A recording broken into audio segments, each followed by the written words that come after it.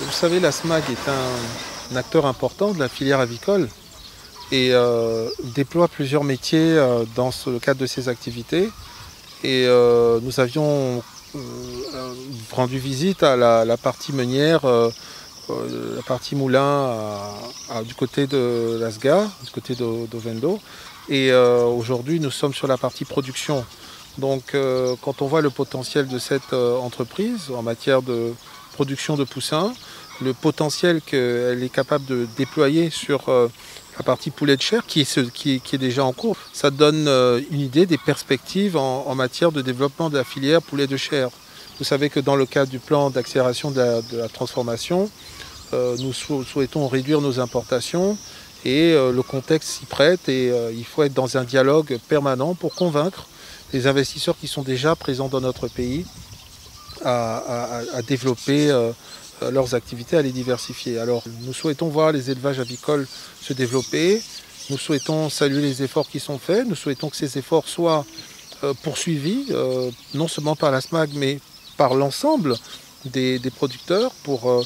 améliorer l'hygiène, améliorer le contrôle de la qualité des produits qui sont mis sur le marché pour les consommateurs gabonais. Et ici, je voulais aussi leur dire que dans le cadre du laboratoire national vétérinaire qui se met en place, c'est un vrai partenariat que nous allons renforcer avec l'ensemble des éleveurs, avec l'ensemble des producteurs, pour pouvoir faire des analyses, notamment de la salmonelle, pour pouvoir vraiment nous assurer que les élevages sont aux normes et permettent de garantir la santé des consommateurs. Je rejoins les propos de Monsieur le ministre sur la filière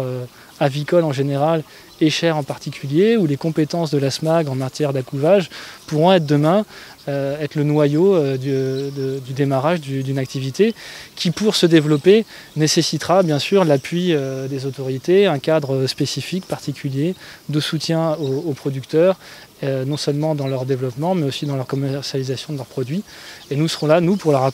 les accompagner avec un appui technique et la fourniture de produits, tant sur la partie accouvage, donc les poussins, mais aussi sur l'alimentation animale, sur laquelle aujourd'hui nous essayons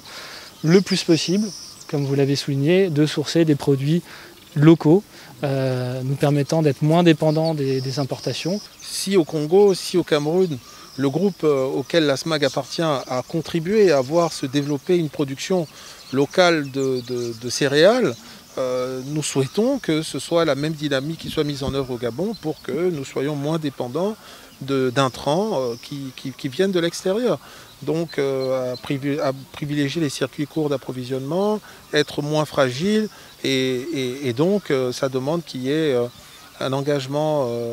important pour produire localement les aliments, enfin les intrants qui rentrent dans la production du pain et dans la production des aliments pour le bétail.